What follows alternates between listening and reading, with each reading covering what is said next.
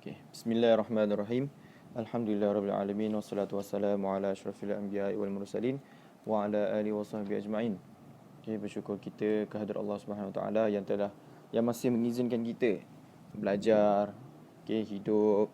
Okay, walaupun kita dalam suasana PKPB ni, tapi insya-Allah dalam suasana keadaan sekarang ni kita masih boleh belajar. Okay, insya-Allah. Okay, hari ni anak akan terangkan sains tingkatan 4 bab 4 yang bertajuk jirim dan bahan. Okey. Okey, mula-mula kita kena tahu jirim tu apa. Okey, jirim ialah sesuatu yang memenuhi ruang dan mempunyai jisim. Okey, itu adalah jirim. Maksudnya sesuatu benda. Okey, dan jirim ada 3 iaitu pepejal. Okey, kalau senang nak tahu, pepejal adalah satu benda yang keras lah. Okey, mudahnya. Okey, yang kedua adalah cecair. Cecair yang senang kita tahu adalah macam air. Dan yang ketiga adalah gas. Okey, ataupun udara. Okey. Okey. Seterusnya kita pergi kepada atom pula. Atom ni adalah sejenis zarah ataupun benda yang paling kecil di dunia. Okey. Dan unit asas suatu bahan diwakilkan dengan bentuk sfera. Atom ni bentuk sfera, dia bulat macam bumi. Bulat dengan sfera berbeza sfera seperti bumi, bulat-bulat lah. Okey, boleh bergabung untuk molekul lain. Contohnya air. Okey, hidrogen campuran oksigen jadi air. Okey, seterusnya kita pergi kepada teori kinetik jirim. Okey, maksudnya kinetik ni kalau kita tahu macam pergerakan lah. Okey, jirim terdiri daripada zarah-zarah yang halus dan diskret. Okey, dia halus, dia kecil. Okey, itu adalah jirim. Okey, seterusnya zarah-zarah sentiasa bergetar, buta dan bergerak bebas. Okey, maksudnya dia tak duduk diam. Dia ni memang aktif. Okey, zarah-zarah adalah benda yang aktif. Maksudnya dia tak boleh duduk diam. Okey, seterusnya zarah-zarah mempunyai tenaga kinetik bergantung kepada pergerakan zarah, daya antara zarah. Okey. Dan akhir sekali suhu meningkat, tenaga kinetik tinggi. Maksudnya apabila satu suhu, contoh kat pepejal meningkat, zarah-zarah ni tak boleh duduk diam. Jadi dia lebih panas. Dia jadi panas, dia tak selesa, dia makin aktif lah. Okey. Kita pergi kepada perbezaan antara pepejal. Okey, mula-mula Anda minta maaf sebab jadual ni tak berapa, sebab ada kosong-kosong. Tapi tak apa, InsyaAllah kita teruskan juga. Okey, untuk susunan zarah pepejal tersusun secara rapat, padat dan teratur dalam kedudukan yang tetap. Okey, macam Anda cakap tadi, dia terdiri daripada atom adalah satu benda yang sfera, berbentuk sfera. Okey, inilah contoh dia. So, dia duduk rapat-rapat, dia padat. Ni adalah pepejal lah. Okey, ni susunan zarah untuk pepejal. Okey, kedua cecair. Cecair ni dia tidak tersusun secara teratur. Terdapat ruang kosong antara zarah walaupun kebanyakan zarah masih bersentuh. Maksudnya dia agak macam orang cakap, kita dapat kawasan yang luas sikit lah untuk kita bernafas. Saya tak panas sangat. Maksudnya suhu dia sedang-sedang je. Okay, dan terakhir gas. Dia susun secara teratur. Maksud dia bebas. Ni memang nak cakap dia sejuk gila lah sebab dia sorang-sorang. Okay, kita umpamakan benda tu. Okay, pergerakan zarah pula. Okay, untuk pergerakan zarah bagi pepejal, zarah bergetar pada kedudukan yang tetap. Okay, untuk ni Ana rujuk pada buku nota hijau, buku surat 34 Okay.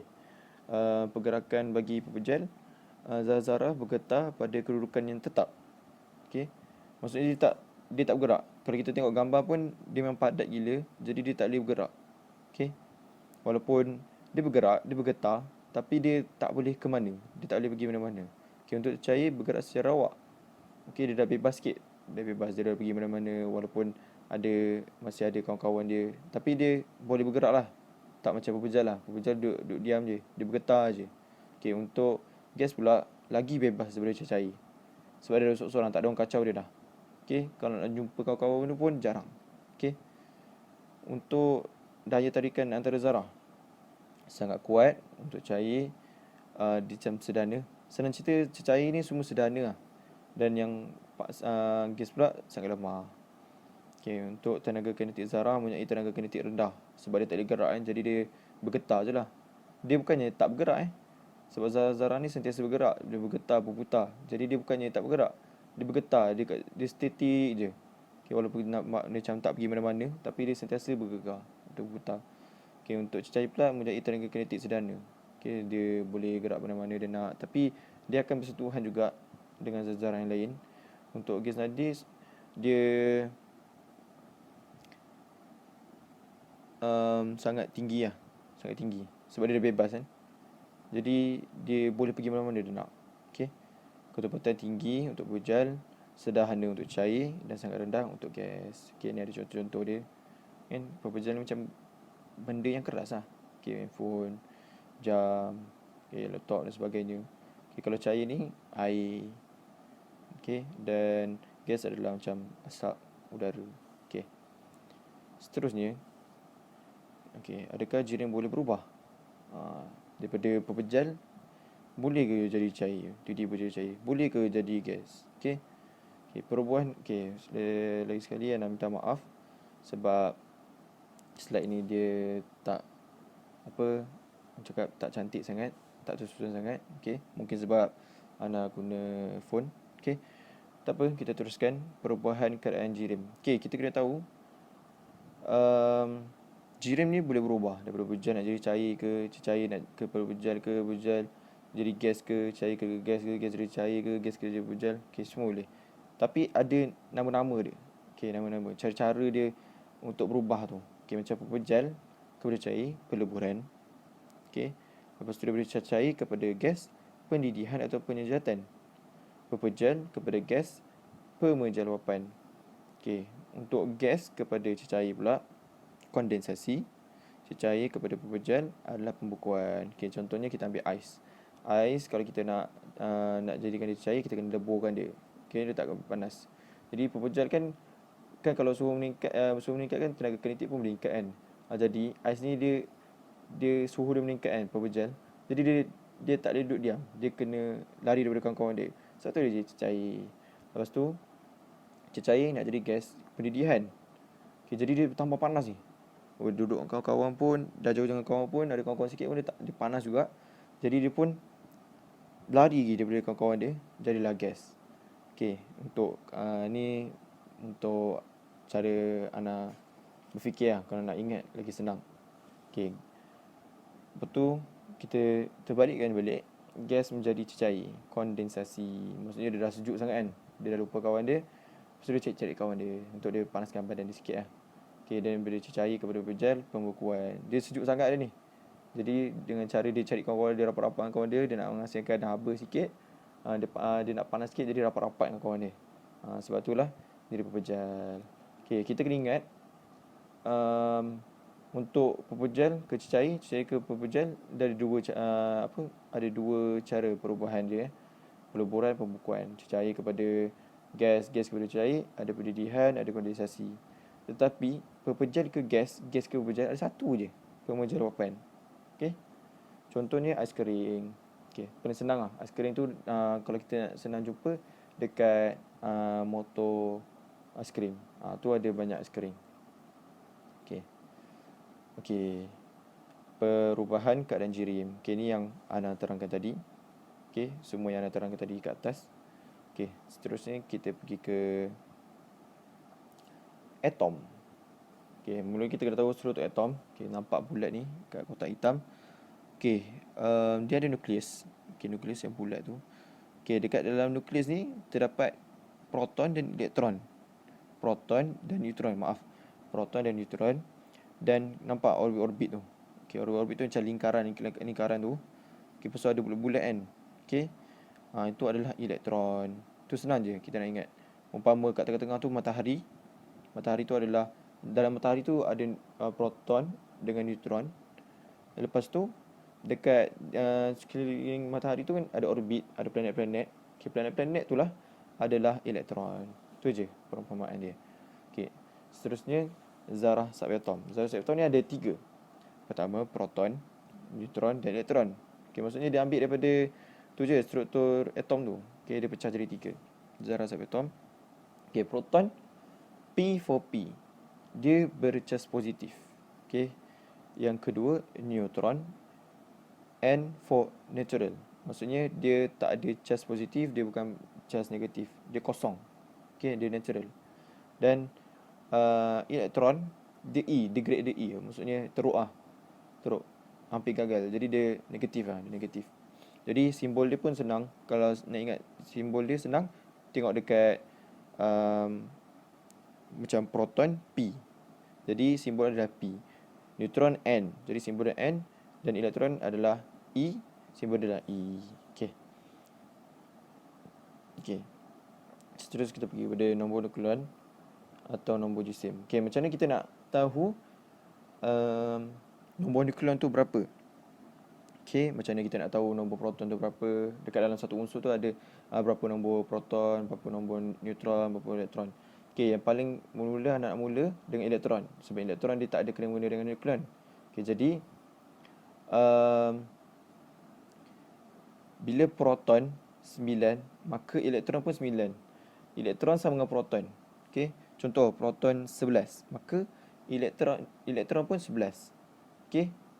Okay, lepas tu kalau kita nak tahu neutron tu berapa. Okay, nanti Ana akan ajar unsur. Okay, tunjuk unsur, betul dia akan tunjuk nukleon, proton. Okay, waktu tu nampak jelas lah. Okay, untuk waktu ni nak terangkan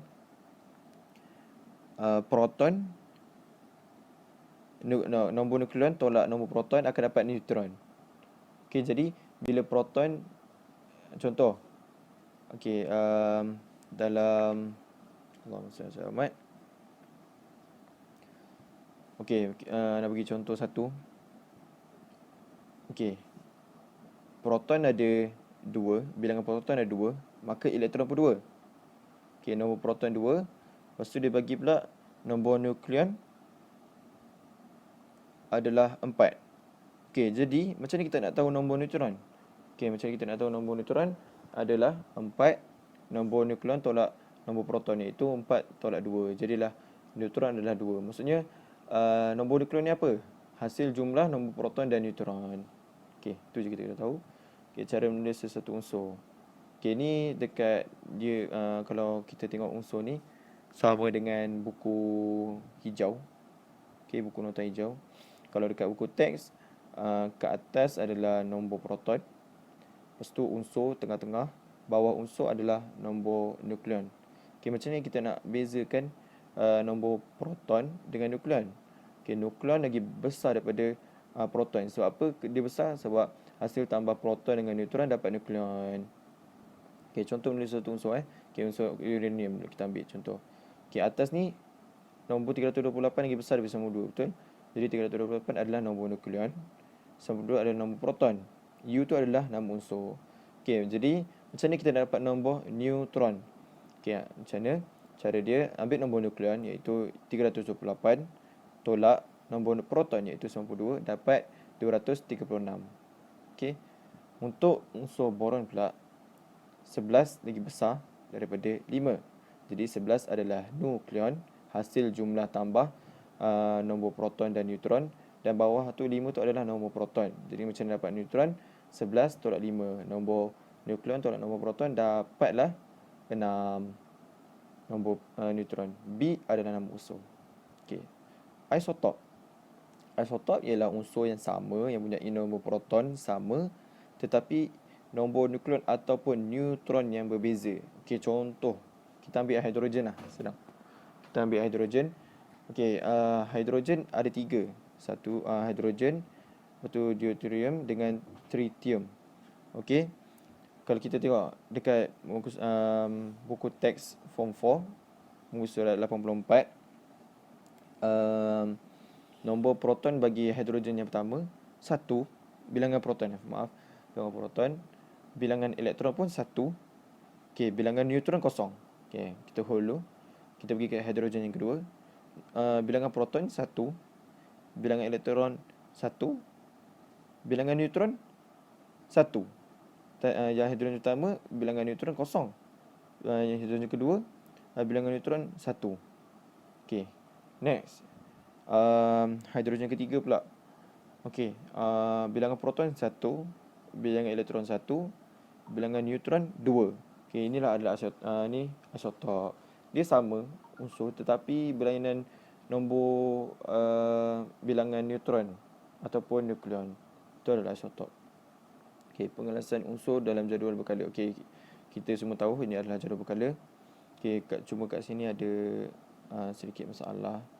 Sebenarnya di atas lithium ni ada hidrogen.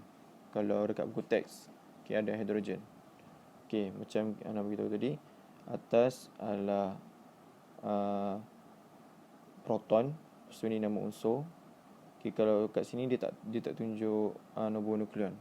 Jadi kalau dekat buku teks ada nombor nukleon. Okey. Dia ada dekat jadual berkala ada 18 kumpulan dan ada 7 kala. Okey. Kita kena ingat ada 18 kumpulan, ada 7 kala. Okey. Untuk lepas tu dalam jadual berkala terbagi kepada 3, iaitu logam, separuh logam dan yang kuning tu bukan logam. Okey. Lagi satu yang kita kena ingat dekat dalam jadual berkala, kumpulan 1, okey, kumpulan 1 ni daripada atas ke bawah, kumpulan daripada atas ke bawah, jadual kalau kala pula dari kiri ke kanan. Okey. Kumpulan 1 logam alkali, tengok nombor 1 tu. Jadi sebaris dari atas ke bawah tu adalah logam alkali. Lepas tu kumpulan 2 logam alkali bumi. Okey, dari atas ke bawah nombor 2 tu adalah alkali bumi. Nombor 17 adalah halogen. Okey, dan nombor 18 adalah gas nadir. Okey, kita kena ingat ada 4 je kumpulan. First, second last dengan last. Okey, tu je. Okey, kita next.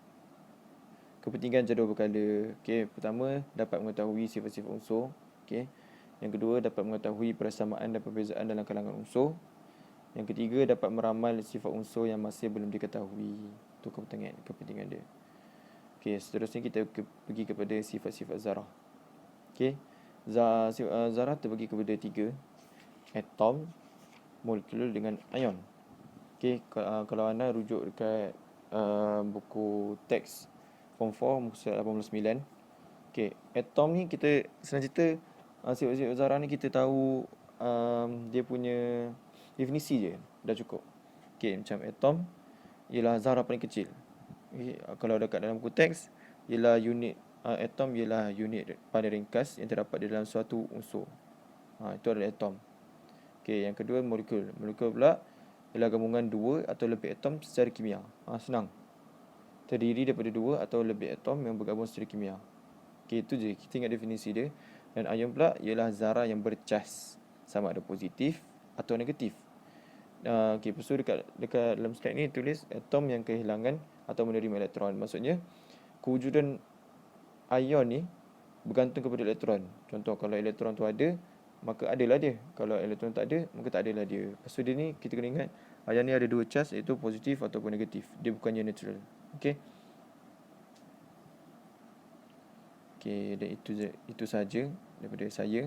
Seterusnya untuk sifat-sifat logam dan bukan logam, kita akan teruskan kepada Mujahidin. Okey.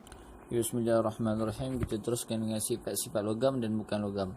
Sifat fizikal. Keadaan fizikal logam dalam bentuk pepejal, kecuali merkuri. Merkuri saja bukan dalam bentuk pepejal. Manakala bukan logam terbagi kepada 3, boleh menjadi pepejal, cecair dan gas. Sifat fizikal keadaan permukaan logam, ia berkilau, manakala bukan logam pudar. Seterusnya ketempaan. Ketempaan logam boleh ditempa, manakala bukan logam tidak boleh ditempa. Kemuluran logam boleh dimulur, manakala bukan logam tidak boleh dimulur. Sifat fizik takat lebur logam sangat tinggi, kalau bukan logam ni sangat rendah. Kalau apabila bukan logam terdedah dengan panas yang terlampau akan menyebabkan bukan logam cepat cair. Sifat fizik untuk takat didih logam tinggi, manakala bukan logam rendah. Ketumpatan logam sangat tinggi, manakala ketumpatan bagi bukan logam sangat rendah. Kemudian kekonduksian haba bagi logam sangat baik, manakala bukan logam lemah. Kekonduksian elektrik untuk logam sangat baik dan bukan logam sangat lemah. Kalau logam ni apabila dia terkena dengan elektrik, sangat mudah untuk logam itu mengaruskan elektrik. Kekuatan regangan bagi logam sangat kuat, manakala bukan logam sangat lemah. Sebab tu kalau kita nak regangkan logam bukan mudah. Kalau bukan logam ni seperti getah. Getah sangat mudah untuk kita regangkan. Okey, tadi kita dah tahu sifat-sifat logam dan sifat bukan logam. Sekarang kita nak tahu kegunaan logam dan bukan logam. Logam seperti aluminium, kegunaannya dalam pembuatan bahagian kapal terbang, tin, makanan dan minuman, perkakas memasak, penghantaran elektrik. Sifat fizikal yang diaplikasikan dalam pembuatan bahagian kapal ni ringan dan boleh ditempa, manakala tin, makanan dan minuman ringan, tidak mudah berkarat dan boleh ditempa. Perkakas masak, kedokteran haba yang baik. Maksudnya kalau kita guna lama, kalau apabila besi tu logam terkena dengan panas pun masih boleh bertahan. Seterusnya penghantaran elektrik, konduktor elektrik yang baik. Kegunaan logam bagi besi ialah industri pembinaan, contoh jambatan dan bangunan. Sifat fizikal diaplikasikan, kekuatan regangan yang tinggi, boleh ditempa dan dimulur. So mudahlah untuk kita membentuk besi itu. Kegunaan logam untuk kuprum, kegunaannya seperti wayar elektrik. Kerana apa? Sebab mudah dibengkok dan dibentuk. Saluran gas dan air, mulur dan boleh ditempa. Hiasan dinding dan patung boleh ditempa. Logam seperti emas, barangan kemas, boleh ditempa, permukaan berkilat dan tidak berkarat.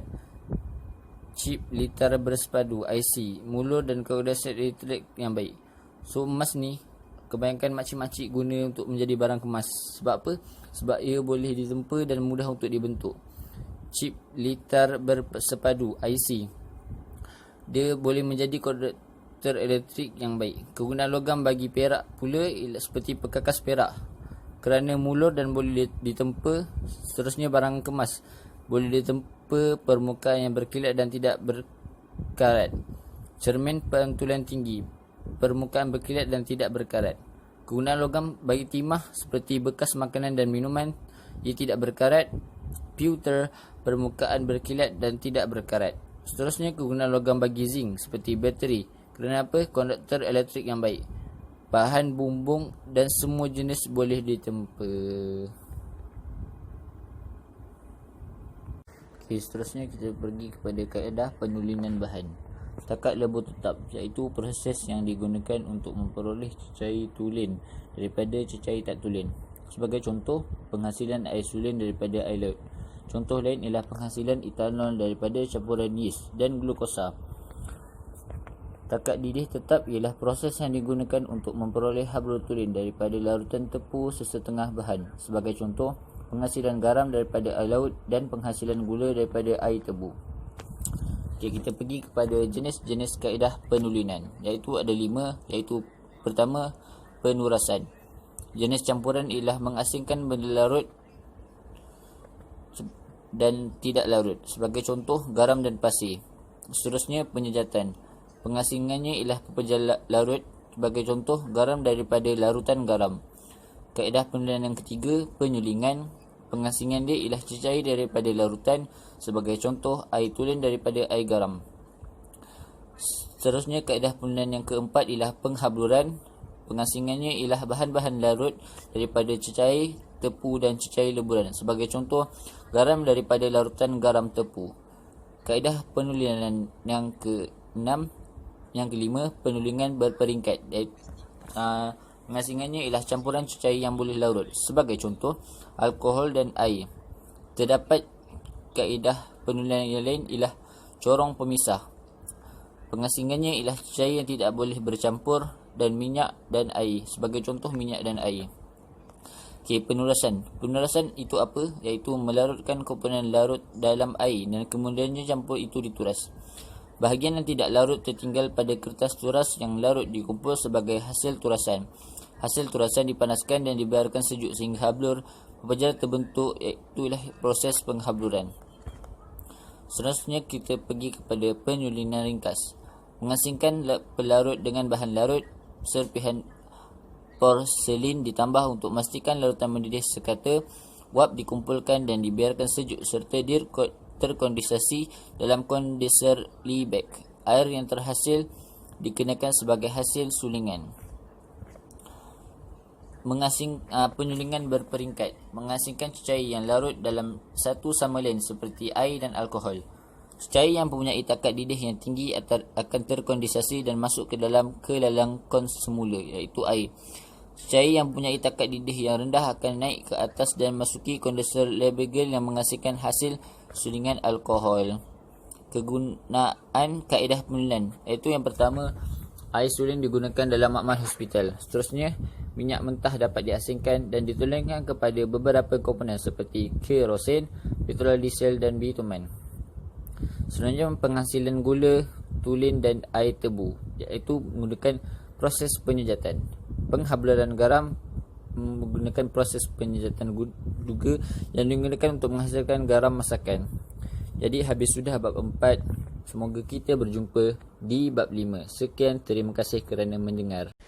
Assalamualaikum warahmatullahi wabarakatuh.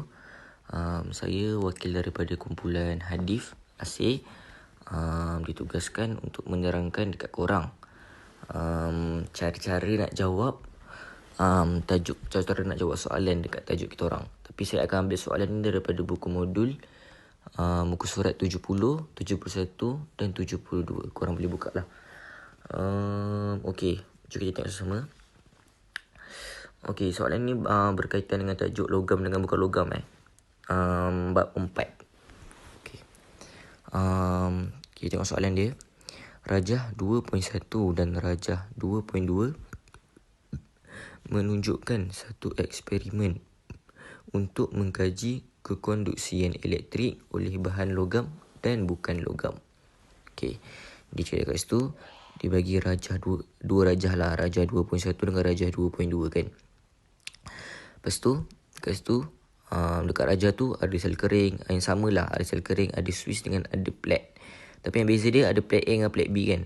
Yang Rajah 2.1 plate A, Rajah 2.2 plate B. Lepas tu kalau kau tengok betul-betul Rajah 2.1 tu macam ada ni sikit kan, mentol dia macam ada garisan-garisan lah. Itu dia nak cakap mentol tu bernyala tak. Lepas tu yang satu lagi tu dia tak ada apa-apa, maksudnya mentol tu tak menyala. Jadi dalam rajah ni kita dah boleh dapat dah, pemboleh ubah. Okey, macam kita tengok pemboleh ubah dimanipulasikan. Pemboleh ubah dimanipulasikan ni benda yang berbeza. Apa yang berbeza dalam eksperimen ni kan? Kita tengok apa yang berbeza. Yang berbeza ialah, kita tengoklah plate A dengan plate B tu kan, dia berbeza kan. Plate A, plate B. Itu yang saya faham lah. Yang dimanipulasikan itu apa yang berbeza. Kita tak tulis keadaan mentol. Memang keadaan mentol berbeza. Ada satu yang menyala, satu tidak menyala kan. Tapi macam mana dia keadaan mentol ni. Okay. Dimanipulasikan benda yang berbeza sejak awal lagi. Faham tak? Sejak eksperimen mula-mula lagi. Perbezaan awal eksperimen lah, macam tu lah. Kalau yang bergerak balas ni, dia macam apa yang saya faham lah. Di perbezaan yang akhir. Okey, keadaan mental menyala tu kat akhir kan. Maksudnya kita nak tahu apa dia punya hasil akhir dia punya tu kan. Hasil akhir eksperimen ni. Okey, kita pergi soalan je lah. Sumpah lah. Okey, kita Okey. Assalamualaikum warahmatullahi wabarakatuh. Saya Asih, wakil daripada kumpulan hadis, ingin menerangkan kepada korang soalan-soalan yang berkaitan dengan tajuk yang ditugaskan oleh kami, iaitu logam dan bukan logam, bab 4 Jadi korang boleh buka muka surat 70 hingga 72 dekat dalam buku modul. Saya ambil soalan daripada buku modul. Okey, kita tengok soalan. Rajah 2.1 dan Rajah 2.2 menunjukkan satu eksperimen untuk mengkaji kekonduksian elektrik oleh bahan logam dan bukan logam. Okey. Berdasarkan Rajah 2.1 dan Rajah 2.2, apakah pemerhatian anda pada keadaan mentol? Okey, dia cakap apa? Dia nak pemerhatian kita pada keadaan mentol. Okay, kita tengok dekat Rajah 21 dengan Rajah 2.2. Tengok. Satu mentol menyala. Satu lagi mentol tak menyala kan. Rajah 21 menyala. Rajah 2.2 tak menyala. Jadi, kita tulis apa yang kita nampak.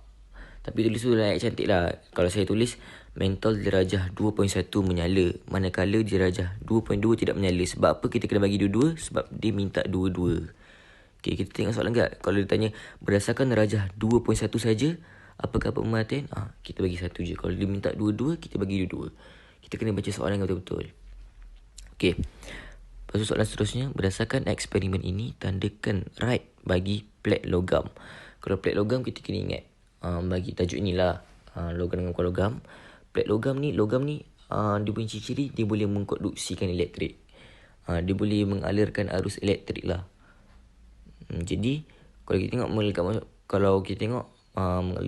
arus elektrik ni, kita tengok mana satu mentol yang menyala. Okay. Jadi plate A je mentol yang menyala kan. Plate B tak menyala. Jadi kita right dekat plate A. Okay, soalan seterusnya B. Nyatakan pemboleh ubah dalam eksperimen ni. Okay, macam Ustazah ada bagi tips kan. Nak cari pemboleh ubah ni memang easy gila. Memang senang gila nak cari. Memang senang kan. Dalam soalan pun boleh cari. Kita tengok soalan.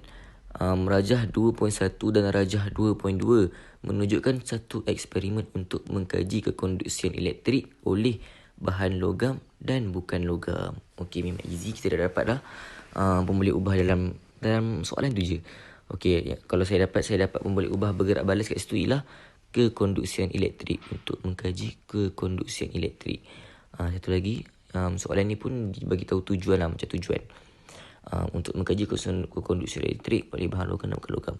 Lepas tu, pemboleh ubah bergerak balas yang saya dapat ialah yang first, PGB tak nampak tu kekonduksian elektrik. Okay. Yang first untuk dimanipulasi ialah jenis plat. Kenapa saya tulis jenis plat? Sebab benda yang berbeza sejak awal. Maksudnya benda yang berbeza dalam eksperimen ni sejak awal eksperimen lah, macam tu lah. Gitu-gitulah. Jadi kalau tengok soalan pun ada juga kan bahan logam dengan bukan logam. Jadi kalau tulis jenis logam pun boleh juga. Nak tulis plate A dengan plate B pun boleh juga. Nak tulis jenis plat pun boleh juga. Nak tulis bahan logam dan bukan logam pun boleh juga. Banyak jawapan dia. Korang boleh sama ada ambil dekat rajah tu ke, kan plate A dengan plate B ke. Kalau korang dah tahu itu jenis plat, nak senang jenis plat. Okay, nak ambil soalan boleh ke bahan logam dan bukan logam. Easy. Memang sangat easy. Memang kalau korang tak dapat jawab soalan ni, memang tak tahu lah. Memang banyak gila markah kat sini. Tak silap 10 markah ke 5 markah. 10 tak silap.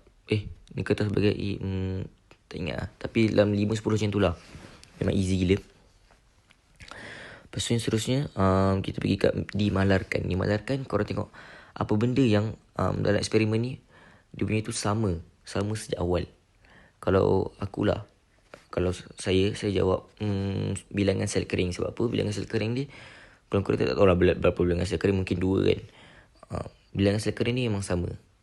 Kalau nak tulis size plat pun mungkin boleh. Saya tak pasti. Panjang Swiss ke, panjang wayar Swiss ke apa ke. Jenis mentol boleh juga. Macam-macam boleh. Kalau korang tengok je apa benda dalam eksperimen tu. Soalan yang dibagi memang easy. Lepas tu yang seterusnya untuk bergerak balas yang PGB nampak. Korang tengok apa yang berbeza, apa yang tindak balas yang korang boleh nampak. Pemerhatian lah keadaan nyalaan mentol. Kalau saya tulis keadaan nyalaan mentol. Keadaan mentol pun boleh juga kot. Tapi entahlah, saya nak tulis jawapan selamat sikit. Tapi tak tahu betul ke tak. Okey je kot keadaan nyalaan mentol. Korang buat je. Lepas tu kita akan tengok dekat soalan seterusnya. Nyatakan satu hipotesis bagi eksperimen di atas. Hipotesis kita mesti ada dua. Dia punya formula dia, hipotesis memang easy. Korang ingat senang gila. Ingat jika maka. Okay. Dia punya ni jika maka. Jika, lepas tulis pemboleh ubah dimanipulasi. Pilih salah satu. Jika, ambil salah satu pemboleh ubah dimanipulasi. Lepas tu maka, tulis pemboleh ubah bergerak balas yang korang tak nampak. Kalau saya lah, yang korang tak nampak. Okay, kalau saya tulis Jika logam, maka boleh mengkonduksikan elektrik. Tulislah yang bergerak balas bagi di manipulasi yang betul. Jangan pula jika logam maka tidak boleh mengkonduksikan elektrik, kan? Logam kan boleh mengkonduksikan elektrik, dia punya bergerak balas dia. Jadi kita tulis yang boleh, yang sama dengan dia. Okay, sangat easy. Yang kedua, jika bukan logam maka tidak boleh mengkonduksikan elektrik. Yang ketiga, ni korang boleh buat perbandingan. Hipotesis ni banyak jenis. Satu lagi jenis yang macam jika maka, satu lagi hipotesis yang perbandingan. Perbandingan ni memang easy. Tapi bagi aku tak galakkan sebab mungkin boleh buat keliru. Aku buat yang memang easy sangat. Aku buat yang easy je. Yang jika logam maka boleh mengkonduksikan elektrik. Itu senang lah. Okay. Logam boleh mengkonduksikan elektrik, manakala bukan logam tidak boleh mengkonduksikan elektrik. Korang nampak tak? Sekejap. Okey. Seterusnya, nyatakan definisi secara operasi bagi 3 kan. Logam, plate B dengan konduksi elektrik. Okey. Saya tak ingat dia punya formula dia. Tapi formula tu ada kat bawah tu. Nampak tu? DSO. Salin istilah di soal. Apa yang soalan dibagi tu maksudnya. Okay, nampak logam tu. Logam plate B dengan konduksi elektrik tu. Korang salin je. Okay, lepas tu salin istilah contoh. Okay, dibagi logam kan. Logam ialah. Lepas tu kata hubungi ialah. Lepas tu pola, tak ingat apa benda. Pola dia, bahan yang ditunjukkan, ambil bahan ke, proses ke, keadaan ke, tindak balas ke, prinsip ke, mikrob ke, apa-apa itulah. Jadi saya ambil logam, ambil sesuai. Logam ialah bahan yang ditunjukkan oleh PGB nampak. Okey, kita ambil PGB nampak. Oleh keadaan nyalaan mentol bercahaya. Okay, easy. Lepas tu plate B ialah bahan yang ditunjukkan oleh keadaan nyalaan mentol tidak bercahaya. Last sekali, kekonduksian elektrik. Kekonduksian elektrik ialah tindak balas yang ditunjukkan oleh keadaan nyalaan mentol. Okey, memang sangat easy. Korang boleh score. Korang boleh score kalau korang jawab ni. Kalau korang faham soalan, kalau korang mahir lah dalam jawab soalan ni. Okey, kita bagi soalan next page. Okay, next page. Cakap itu rajah 1.1 dan rajah 1.2 menunjukkan satu eksperimen untuk mengkaji kekonduksian haba antara logam dan bukan logam. Okay, dari dua kan. Yang first tadi untuk mengkaji kekonduksian elektrik. Yang kedua ni pula untuk mengkaji kekonduksian haba. Okay. Lepas itu ada rajah 1.1, rajah 1.2 kan. Satu yang berbeza kalau korang tengok daripada awal, dia punya rod kan, rod kuprum tu kan. Rod kuprum dengan rod kaca, dia punya jenis rod. Jenis rod satu guna rod kuprum dengan rod kaca. Lepas tu kau tengok semua sama. Semua. Kita pergi next page. Jadual 1 menunjukkan masa yang diambil untuk paku tekan jatuh selepas kedua-dua rod dipanaskan. Okey, memang soalan ni dia memang nak bagi kita jawab, memang nak bagi kita markah lah jawapan semua kan. Kalau kau tengok dekat rajah ni pun korang dah boleh dapat jawapan dah. Memang easy. Korang ingat rajah yang belah kiri pemboleh ubah dimanipulasi, belah kanan pemboleh ubah bergerak balas. Korang boleh copy and paste jawapan tu, sama sebiji. Boleh copy and paste, letak dekat dalam soalan pemboleh ubah. Memang easy. A, nyatakan satu hipotesis untuk eksperimen ni. Hipotesis macam saya dah cakap tadi, jika maka saya tulis jika maka lah. Jika ambil satu pemboleh ubah dimanipulasi, saya ambil rod kuprum. Jika rod kuprum, maka lepas tu tulis pemboleh ubah bergerak balas. Yang ni yang nampak saya tulis yang nampak. Entah boleh ke tak, saya tak pasti. Tapi saya tulis yang nampak. Sebab ada dalam ni kan, ada dalam jadual ni, memang easy. Jika rod kuprum, maka mengambil masa yang cepat untuk paku tekan jatuh. Okey, ambil yang cepat lah. Jangan letak yang 2 minit tu. Mengambil masa 2 minit untuk paku tekan jatuh. Sebab saya nak selamat. Kalau saya tulis nombor tu kan takut salah kan. Saya tulis dalam bentuk ayat macam tu lah. Lepas tu yang kedua, nyatakan pemboleh ubah dalam eksperimen ini. Pemboleh ubah dimalarkan first. Pemboleh ubah dimalarkan apa benda yang sama sejak awal pada eksperimen.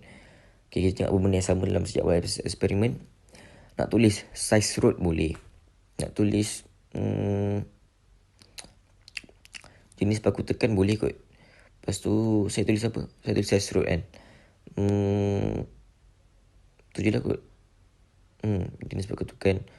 Lepas tu apa ni, jarak tu kan. Macam ada jarak tu dua-dua sama kan. Tapi pandai korang lah buat ayat jarak tu. Saya tulis size root. Lepas tu kembali ubah dimanipulasikan. Saya tulis jenis root. Sebab jenis root dia berbeza. Kalau korang nak tulis rot kuprum dengan rot kaca pun boleh. Nak tulis bukan logam dengan logam pun boleh. Nak tulis jenis logam pun boleh. Easy. Lepas tu yang C, berdasarkan jadual 1, rot manakah adalah konduktor haba yang baik? Okey, konduktor haba yang baik, kalau korang nak tahu konduktor haba yang baik, korang tengok masa yang cepat, paling cepat yang ambil untuk paku tekan tu jatuh. Jadi korang ambil yang satu rot kuprum belakang sebab dia ambil masa 2 minit je. Yang kaca tu ambil masa 6 minit. Okey, ambil rot kuprum. Kaca adalah bahan bukan logam. Berdasarkan eksperimen ini, nyatakan definisi secara operasi bagi bukan logam. Okey, definisi secara operasi tadi, dia punya formula. Tulis balik soalan, istilah soalan tu. Dia nak apa? Definisi secara operasi bagi bukan logam. Tulis balik. Bukan logam ialah bahan yang ditunjukkan oleh masa yang lama diambil untuk paku tekan jatuh. Kena ambil pemboleh ubah bergerak balas. Okey, itu saja daripada saya. Asyik Hafiz bin Ami Hamzah daripada kumpulan Hadif. Harapnya korang faham lah apa yang saya terangkan ni. Saya pun terangkan ni kalut-kalut kan. Aduh. Jadi terima kasih lah. Jadi kalau ada apa-apa persoalan boleh tanya dekat saya secara personal ke apa, boleh DM ke apa, ataupun boleh tanya dekat Ustazah. Terima kasih.